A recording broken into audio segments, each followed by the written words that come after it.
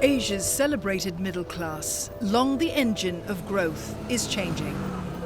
Banyak dukanya sih, mungkin kalau memang orderan lagi sepi, kita nggak bisa bawa uang ke rumah.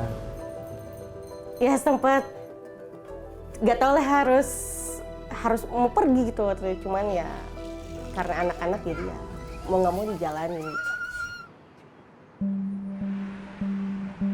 Indonesia's middle class is shrinking. It lost almost 10 million middle-class people in the past 5 years. Sementara middle class ini berbeda dengan yang poor atau yang miskin. Di Indonesia, middle class ini nggak dapat bantuan sosial. Social unrest terjadi manakala bukan kelas bawah yang resah. Itu akan terjadi ketika kelas menengah yang resah.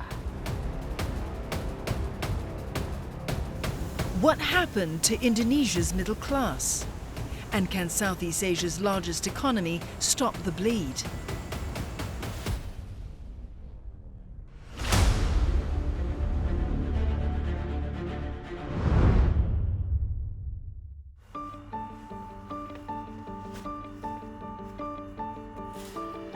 Every morning, Medi Sumarto leaves his house at around 9 a.m.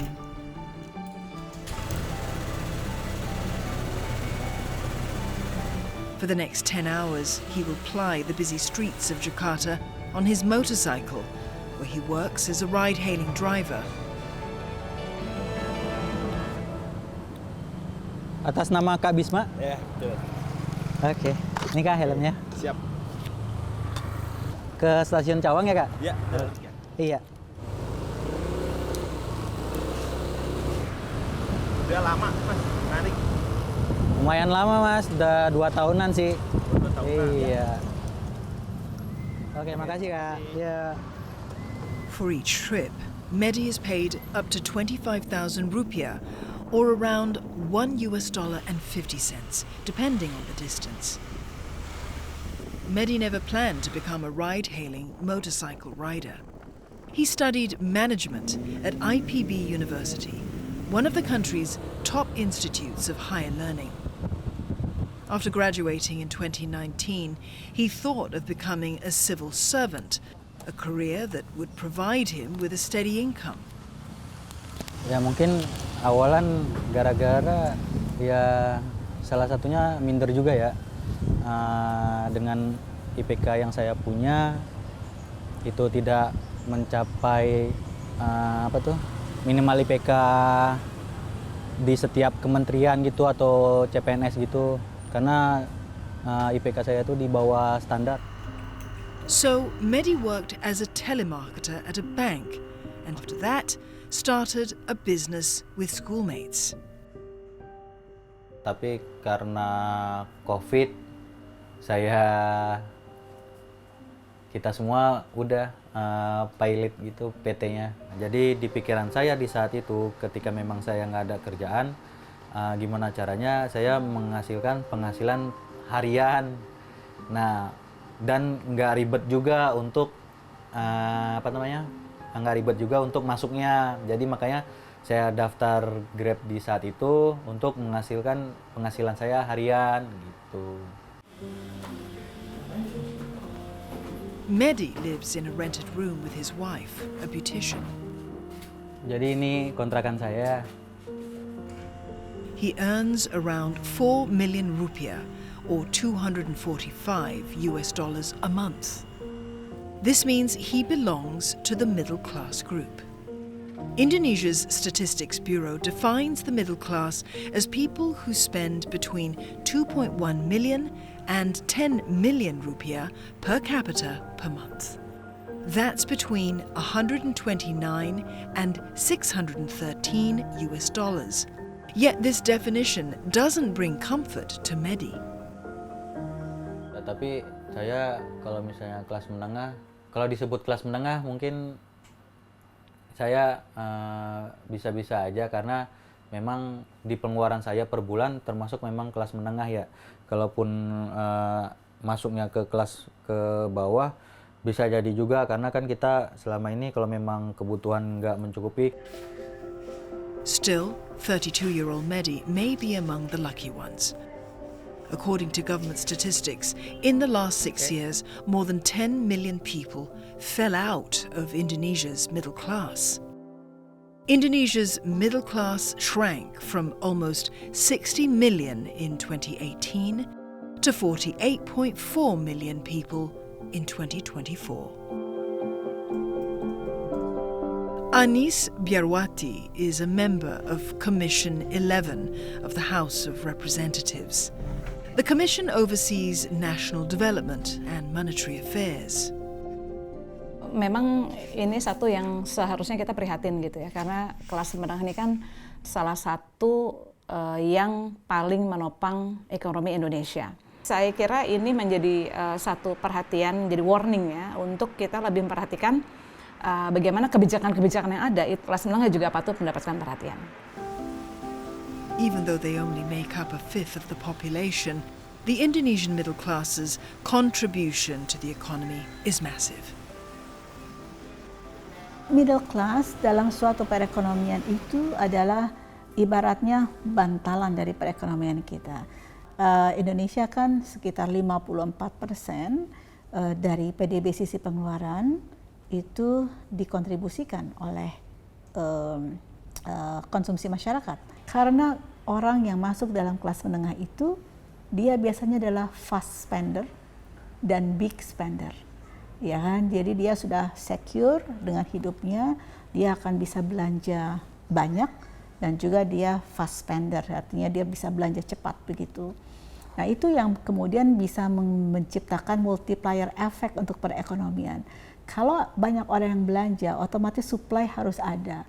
Produksi akan meningkat. Produksi meningkat, industri akan bergerak. Industri bergerak tentunya akan menciptakan lapangan pekerjaan yang baik. And so, the shrinking middle class in Indonesia raised alarm bells. What's more, those who remained in the middle class were spending less. A recent survey of middle-class workers by market intelligence firm Inventure found that almost half of the respondents said they experienced a decline in purchasing power. 85% of the respondents blamed rising prices of essential goods such as food, energy, and transport. Nah, dari penerimaan pajak itu kan disumbang dari beberapa struktur masyarakat. Yang paling besar, lebih dari separuhnya, 50,7% pajak itu disumbang dari kelas menengah. For Mehdi and his wife, they're watching their spending. While they rent in the city, the couple has also bought a house 30 kilometers from Jakarta. Paying the mortgage is a financial burden. Mehdi also has to set aside money to pay for the monthly installments of his motorbike. Jadi untuk spare nabung, apalagi untuk ke orang tua pun nggak bisa. Padahal dalam hati saya ingin nabung dan ingin memberikan sesuatu lah setiap bulannya ke orang tua gitu. Ada niatan lah. Jadi sepintar-pintarnya kita lah nyari-nyari, mungkin kalau misalnya belanja nyari-nyari diskonan segala macam. Sampai baju dan kebutuhan sandang pun nggak kita peduliin. Maksudnya kalau baju memang benar-benar udah sobek ataupun udah robek sekalipun baru kita ganti gitu. But why is the middle class shrinking? After all, Indonesia's economy has rebounded after the pandemic, exceeding 5% growth in each of the last 3 years. Kita tetap tumbuh 5%. Itu kan sebenarnya secara standar internasional cukup baik. Tapi kenapa nggak bisa kontribusi pada penciptaan lapangan kerja yang informal? Permasalahannya adalah yang tumbuh adalah sektor-sektor yang capital intensif seperti hilirisasi nikel itu kan dia butuh modal, sementara dia nggak terlalu membutuhkan tenaga kerja yang tinggi. Sementara sektor-sektor yang butuh tenaga kerja banyak, labor intensif seperti tekstil, footwear, alas kaki, sepatu, itu shrinking. Pertumbuhannya dan share-nya itu makin tahun itu makin rendah. Nah, kenapa dia jatuh? Ya karena salah kebijakan pemerintah. di satu sisi si middle class ini selain tadi lapangan kerjanya nggak ada, pemerintah juga menerapkan berbagai kebijakan yang menambah beban middle class ini. Yang pertama misalnya kenaikan BBM tahun 2015 saat Jokowi awal ataupun tahun 2022 akhir itu kan naik tinggi. Itu kan menambah beban. Mereka juga masih punya beban bayar pajak, iuran BPJS, mereka kena tuh. Kemudian iuran Tapera juga sekarang gitu. Jadi pajak kendaraan bermotor juga aja. Jadi ada pajak PPN, ada kendaraan bermotor, pajak yang harus dibayar tuh banyak. The uncertainties will force people like Mehdi to tighten the purse strings, especially because starting this year, he will start paying tax for his motorcycle. Ya mungkin sedikit curhat ya. Saya kan driver Grab ya, jadi suka dukanya kayak setiap bulan itu saya nggak mencukupi untuk kebutuhan rumah tangga. Makanya dari awal saya nikah sampai detik sekarang ini saya belum sempat untuk yang namanya honeymoon seperti orang-orang kayak pergi berdua liburan kayak ke Bandung lah, kayak ke Bali lah, ke Jogja lah gitu. Mungkin istri saya sampai marah-marah ke saya. Tapi di satu sisi saya harus menahan ego saya biar nggak marah balik. Jadi kalau misalnya saya pun kalau misalnya awal-awal itu bentrok tuh ego sama ego bakalan pecah dah gitu. Since the middle class category is calculated by how much people spend rather than how much they earn, why have Indonesia's middle class people stopped spending?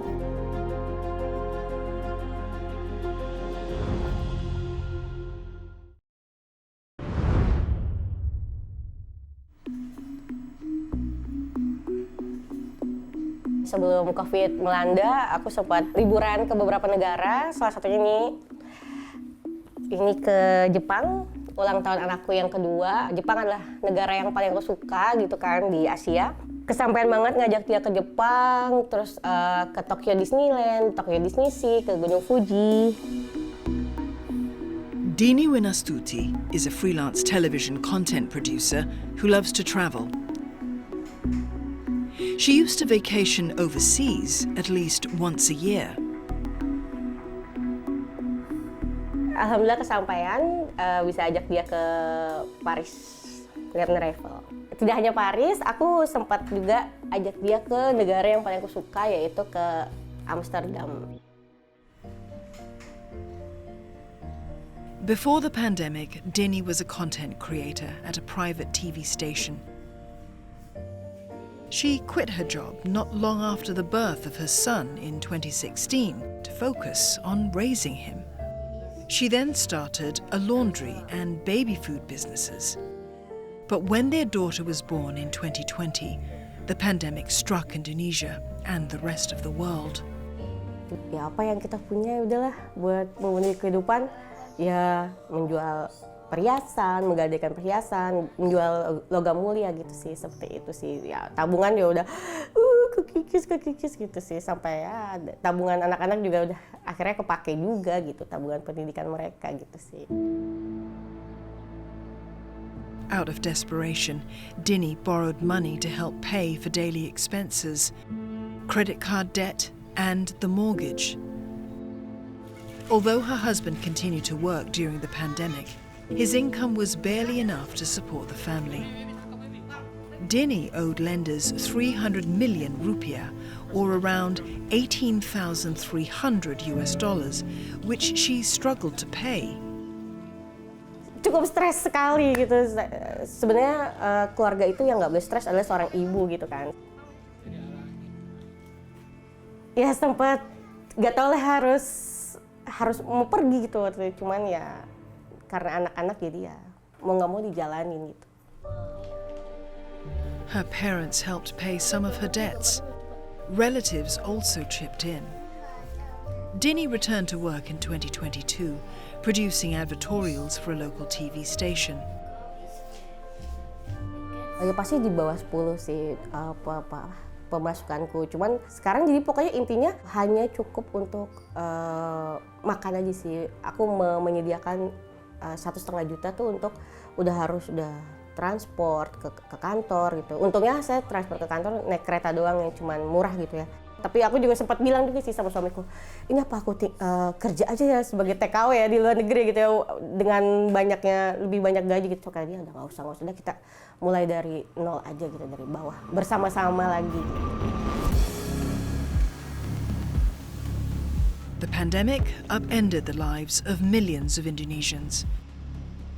In 2020, the economy fell into recession as GDP dipped 2.07%. The first full-year contraction since the 1998 Asian financial crisis. Also in 2020, the unemployment rate jumped to over 7%. It was the highest since 2011. These shocks are affecting all segments of the economy, but middle class, I think it's one of the largest hit by the crisis itself. I think this kind of crisis will be also likely to happen again. So the middle class in Indonesia is very diverse. They have a wide range of spending, ranging from 2 million to 9 or 10 million rupiah per month, per capita.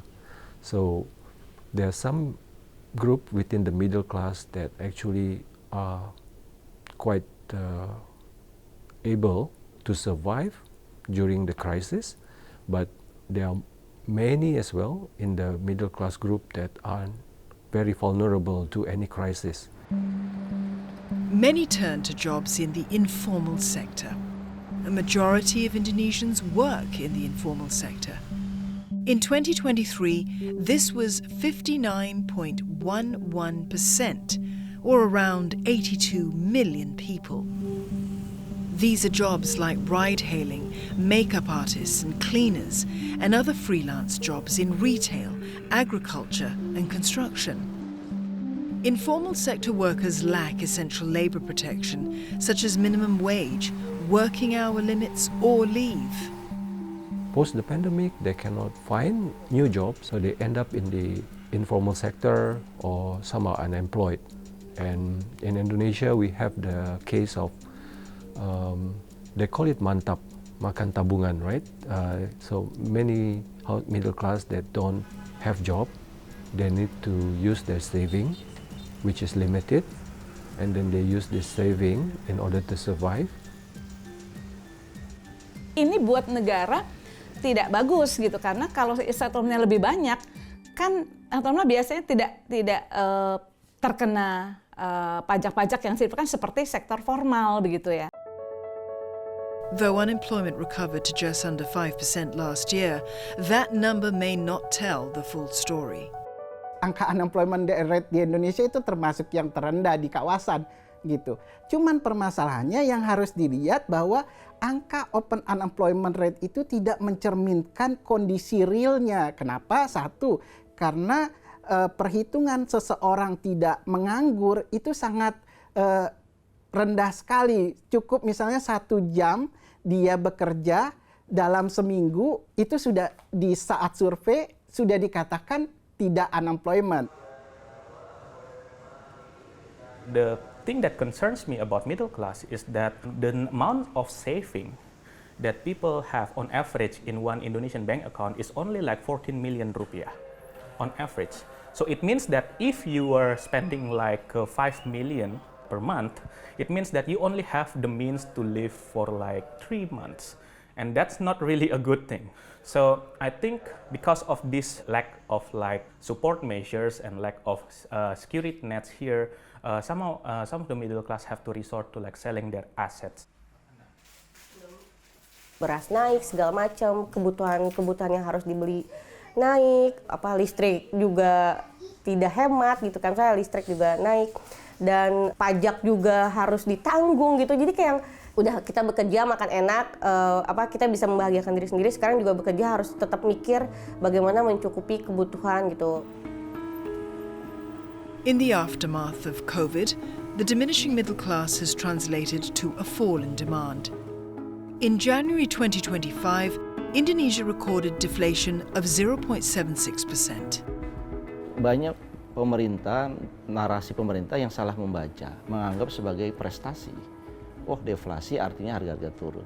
Tetapi kita sebagai ekonom melihat ini bukan prestasi, ini malah menunjukkan sinyal pelemahan daya beli masyarakat, terutama kelas menengah. Naturally, if you are a consumer, if you have to pay more for the essentials, then you don't have a choice, right? So you cannot just simply reduce the number of food, the amount of foods that you eat.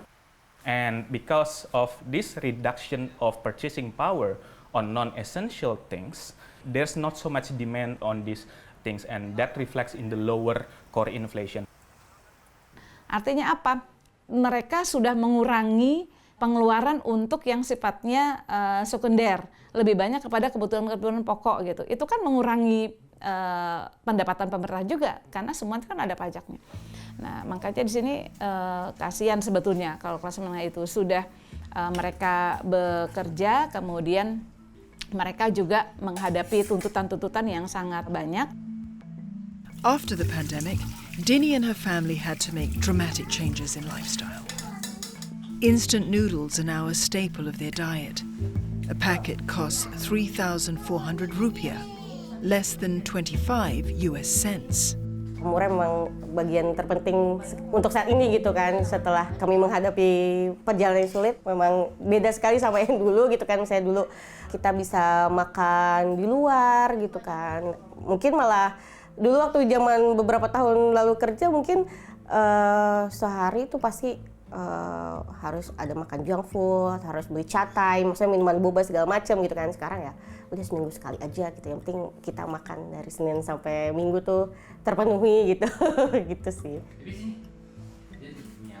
Kalau untuk saat ini belum bisa untuk traveling, belum bisa dan tidak bisa traveling ya karena memang keadaan ekonomi seperti ini gitu, jadi ya belum. Lebih baik aku mengumpulkan uang dulu untuk lesin anak-anak gitu dibandingkan harus traveling. Among the middle-class population, there are millions of young Indonesians. If the shrinking of the middle class is not reversed, what kind of future awaits them?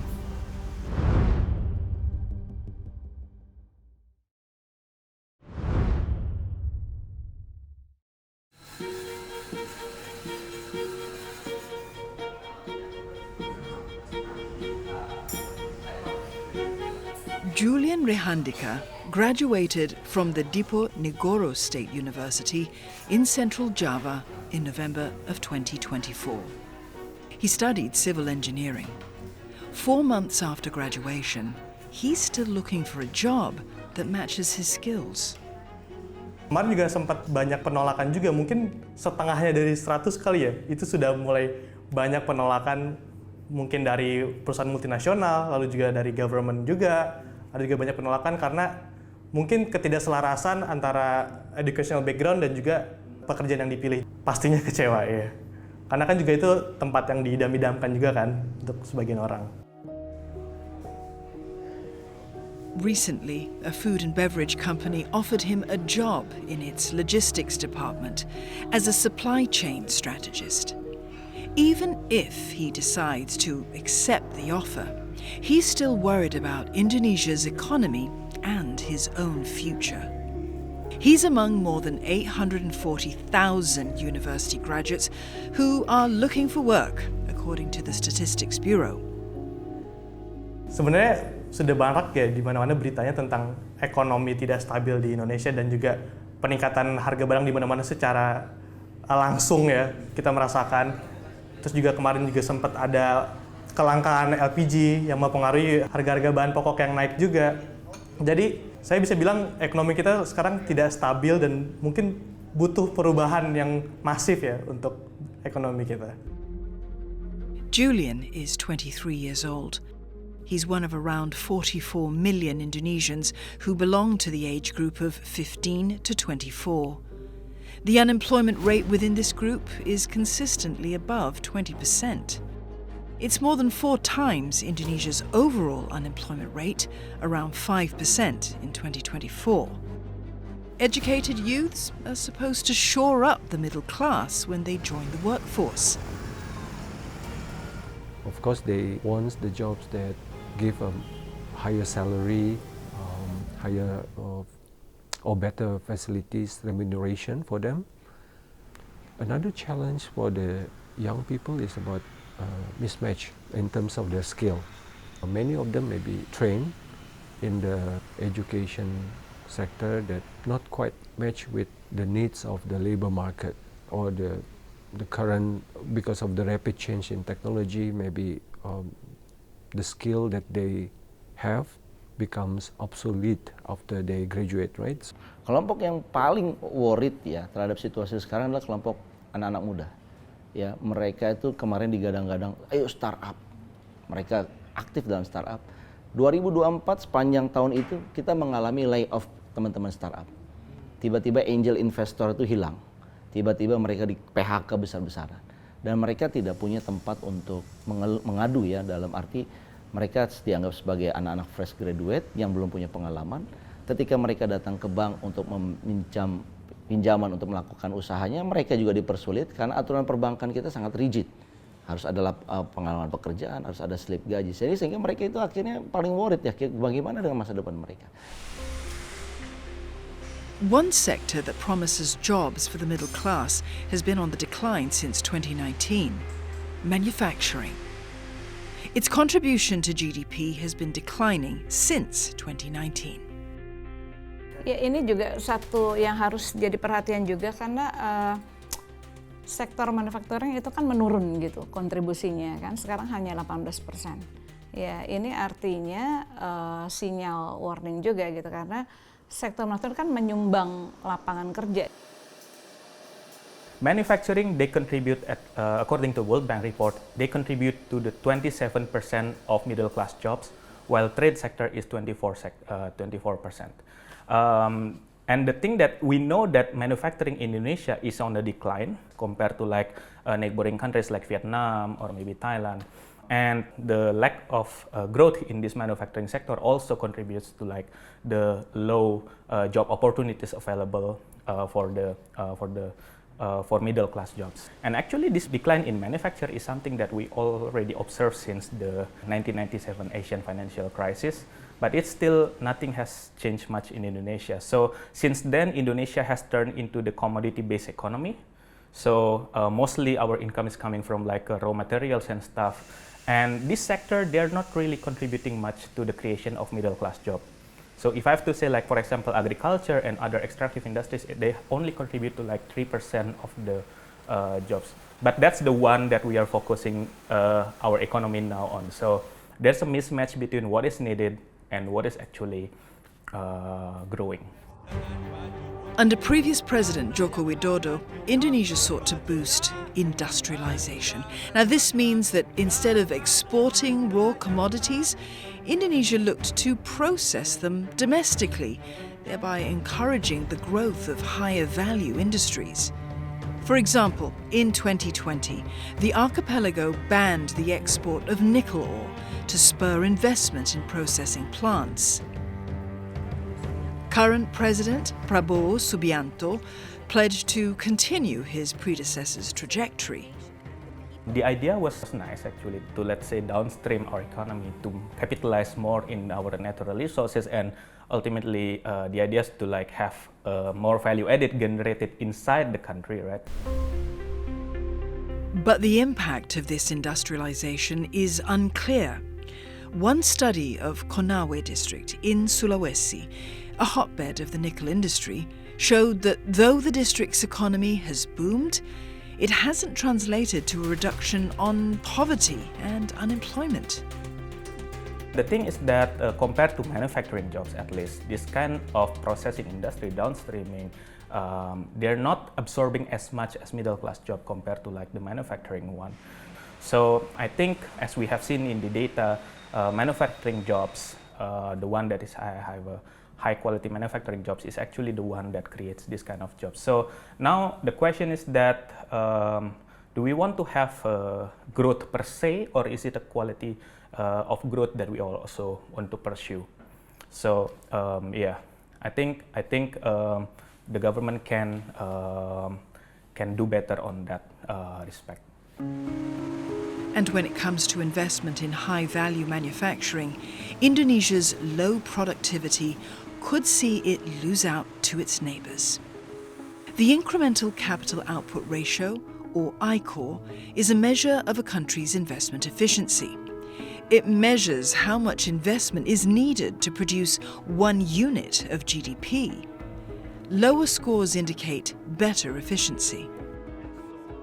Di Indonesia itu masih 6,5, sedangkan negara-negara peer, negara tetangga kita tuh sudah 4 sampai 5 gitu. Jadi negara-negara maju kalau mau investasi dia ngeliat angka ICOR ini. ICOR itu kenapa tinggi? Karena biaya logistik yang mahal, regulasi yang tumpang tindih, korupsi juga yang harus diberantas begitu ya. Itu untuk menekan angka ICOR gitu. Jadi kalau angka ICOR masih tinggi, investasi kita akan sulit daya saingnya dengan negara-negara tetangga kita.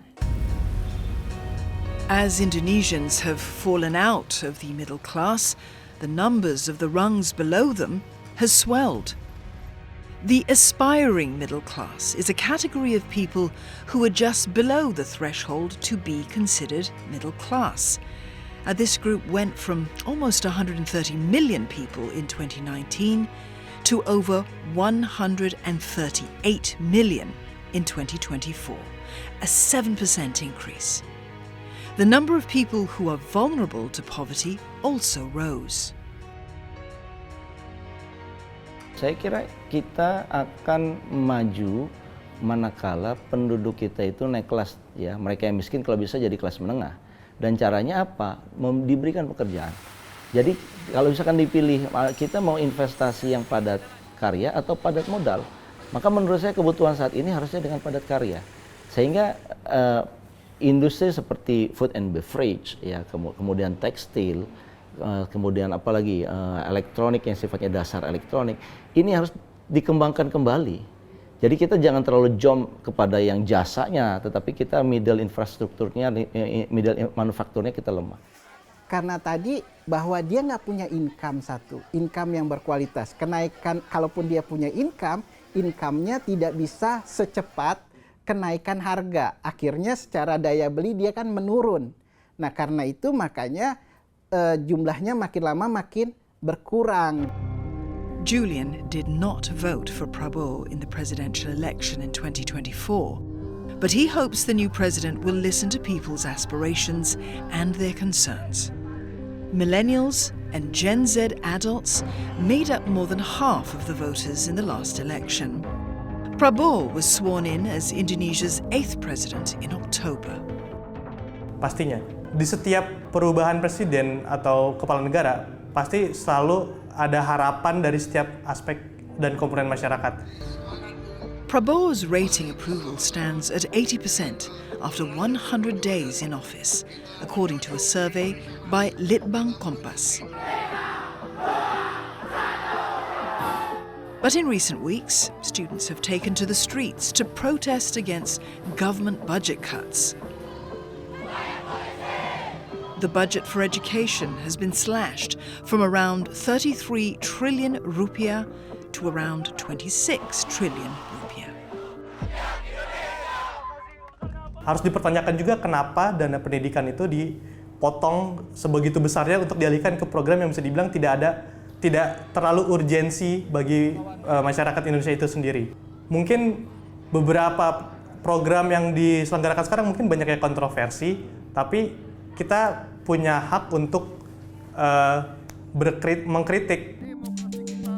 Prabowo has pledged to turn Indonesia into one of the fastest growing economies in the world. Will this reverse the fortunes of the middle class?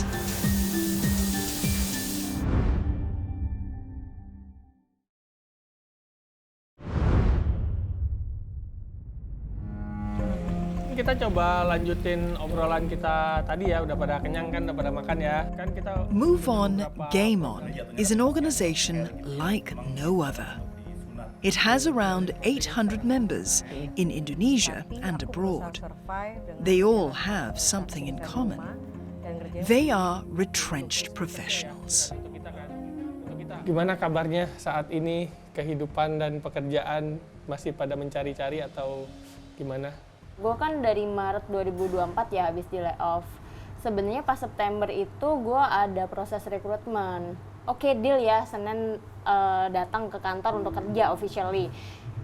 Jumat akan dikirim offering letternya, tapi instead of gue dapet offering letter, malah jam 11 siang itu gue dapat rejection letter. Mereka ada pertimbangan internal dan balik lagi budget lagi pertimbangannya, kayak gitu sih.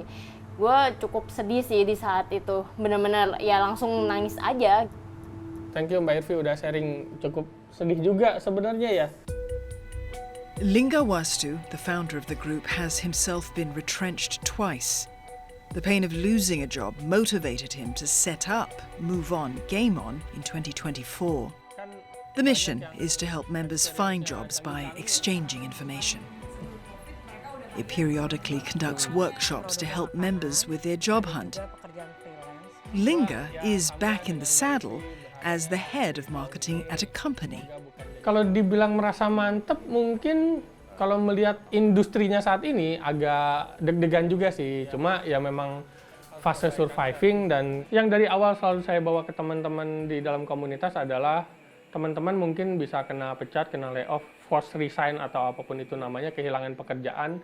Jangan takut, karena cuma pekerjaannya aja yang hilang, tapi skill teman-teman, experience, kemampuan itu tetap dipunyai. The group also offers counseling. Ada beberapa yang punya dorongan bunuh diri, punya dorongan bunuh diri karena ada satu cewek lah, saya nggak bisa sebut namanya, dia sekarang lagi rutin konsultasi dengan psikolog. Dia malu ditanya pekerjaan.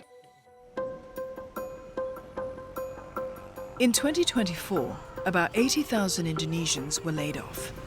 In January this year, around 3,300 workers lost their jobs, according to the Ministry of Manpower.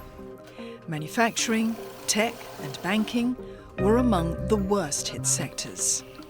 We know that many industries now have been transforming to use machine, automation, and then now with the rise of artificial intelligence, we expect that there are more jobs that will be replaced by AI, by machine, by robots. So in that case, we need to find a way how this middle class can play a role in the new economy.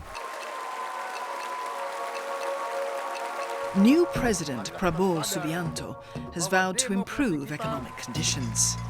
Saya merasa optimis, saya percaya, saya yakin kita akan mencapai bahkan mungkin melebihi 8% pertumbuhan. The government has taken a number of measures to ease the pressure on the middle class.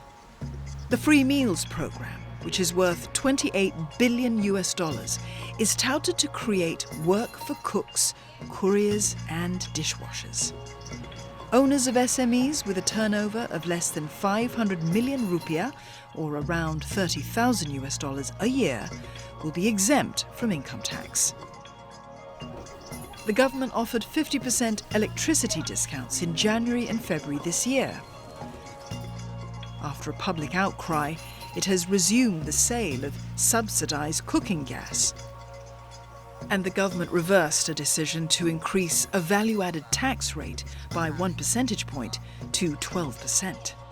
So he wants to be seen as the president that listens to the public's opinion, public's unhappiness for the value-added tax rise that initially wants to increase the value-added tax from 11% to 12% in the beginning of this year, but he just limit this policy into the luxury goods only, for the implementation of tax, value-added tax.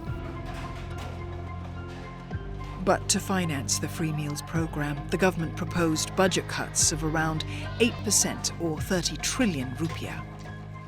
Savings will also be channeled to Danantara, the country's new sovereign wealth fund launched in February. Dia hemat supaya ada ruang untuk program-program dia. Seperti misalnya makan bergizi gratis, misalnya pemeriksaan kesehatan, dan lain-lain. Dan itu butuh dana besar. Dan yang nggak kalah besarnya lagi, itu kita tahun 2025, 2006, 2027 itu ada utang yang jatuh tempo itu besar sekali. Tahun ini misalnya 800 triliun. Jadi kalau 3.600, 800 triliunnya harus jatuh membayar pokok utang, kan itu udah besar. Penciptaan lapangan kerja yang layak itu menjadi penting. Yang kedua, tentunya menjaga daya beli masyarakat.